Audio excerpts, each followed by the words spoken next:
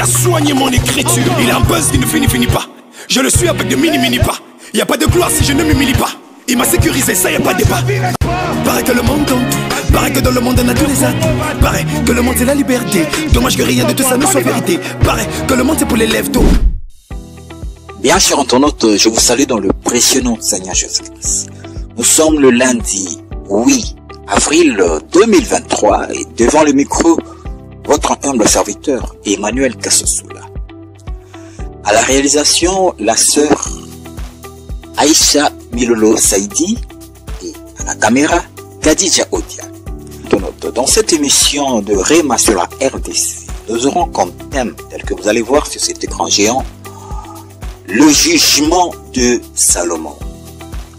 Le jugement de Salomon est donc le thème auquel nous allons, bien chers internautes, aborder dans cette émission afin de ressortir la pensée de Dieu par rapport à notre nation, la RDC. Voyez-vous, c'est au travers d'une parole prophétique que nous allons ressortir au travers la parole de Dieu, au travers la Bible. Et dans cette parole prophétique, nous aurons donc à ressortir la pensée de Dieu par rapport au temps actuel que connaît notre nation. Et à partir de ce passage biblique, tel que la réalisation va nous proposer dans cet écran géant. Tout Israël apprit le jugement que le roi avait prononcé. Il en craignit le roi, car on vit que la sagesse de Dieu était en lui pour le diriger dans ses jugements. Et dans cet écran géant, permettez-moi aussi, bien chers internautes, de saluer mon père spirituel, le prophète de la nation Néhémie Lomanga, ainsi que le prophète de la nation René Mouni Badioko, le prophète de la nation René Mouni Badioko. Toutes mes salutations. Bien chers internautes, le jugement de Salomon. Avec la complicité de ma réalisatrice, la sœur Aïcha Milolo Saïdi, suivant un peu ces passages. Là, nous avons donc suivi, c'est dans le livre de 1 Roi, chapitre 3, verset 28. Bien cher, il est dit ceci. Tout Israël apprit le jugement que le roi avait prononcé et l'on craignit le roi car on vit que la sagesse de Dieu était en lui pour diriger dans ses jugements. Là, c'est 1 Roi, chapitre 3, verset 28.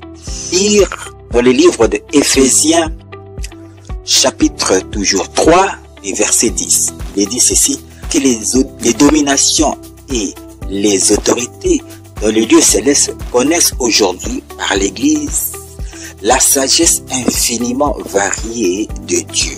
Bien sûr, ce sont les deux passages qui sera comme base biblique pour notre développement de ce thème d'aujourd'hui, par rapport toujours à notre nation, la RDC. Lorsque nous voyons Salomon, nous comprenons au travers de lui la sagesse. Nous voyons en Salomon la sagesse de Dieu.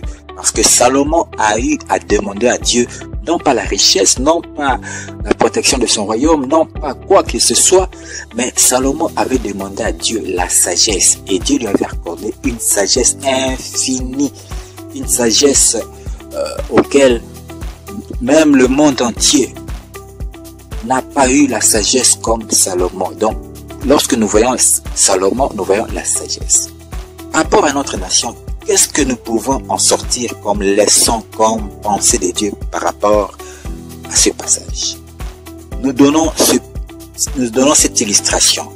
Cette illustration, bien chers internautes, par rapport à notre nation, la RDC, lorsque nous voyons les deux femmes qui se disputent l'enfant, cela est l'image par rapport à notre nation, la RDC.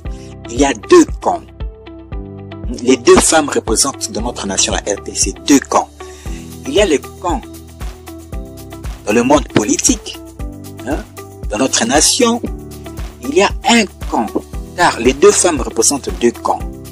Il y a et l'enfant représente notre nation, la RDC.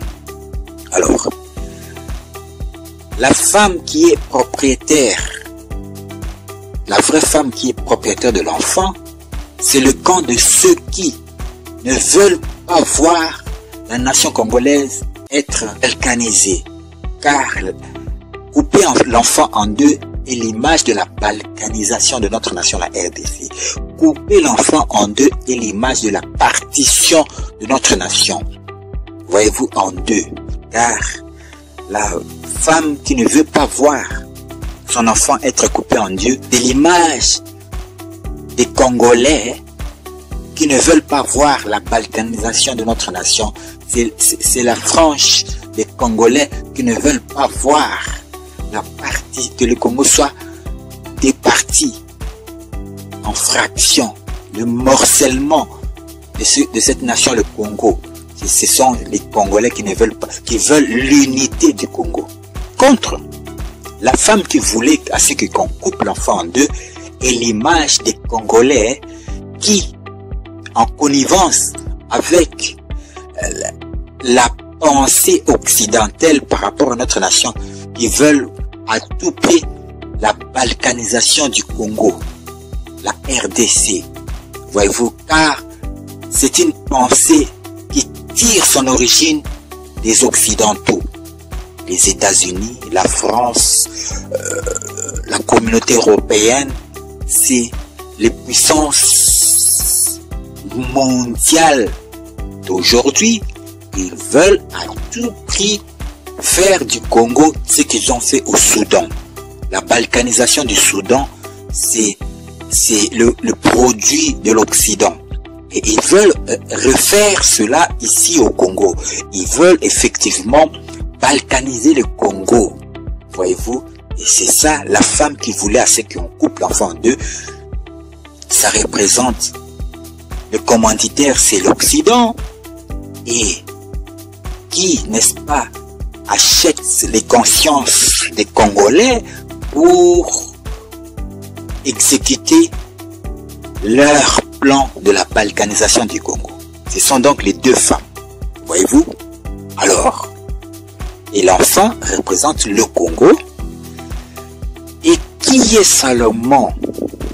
Bien cher internaute, Salomon est l'image de notre Seigneur Jésus-Christ, le roi des rois, le Seigneur des seigneurs, et Jésus-Christ qui est la tête de l'Église.